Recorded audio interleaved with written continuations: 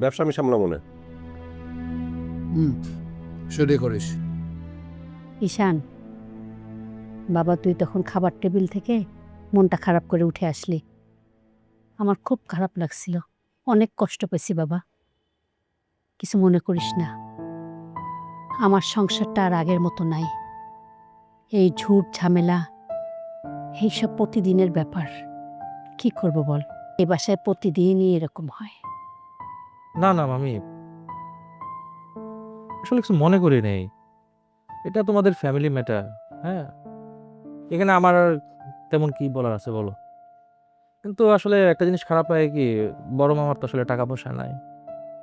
আমাদের সবারই উচিত যে তার একটু হেল্প করা। আর এই হেল্প করলে তো আমাদের যে শখ, ও পড়াশোনাটা চালাইতে পারতো, তাই না?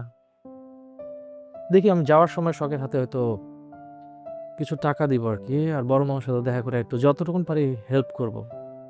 আর আমি চেষ্টা করব যে প্রতি মাসে ওরে কিছু মানে শখের জন্য একটা অ্যামাউন্ট আমি পাঠাই দেবো তোমার কাছে, যেহেতু তোমার কাছে আছে। সো একটা অ্যামাউন্ট দিলেও হয়তো ওর হেল্প হবে আর কি। তুই অনেক ভালো রে ঈশান। মামি আমি আসি। আসি মানে? কই যাবি তুই? আরে শোন আমার কথা, শোনো আমার কথা। আরে ভাই, আর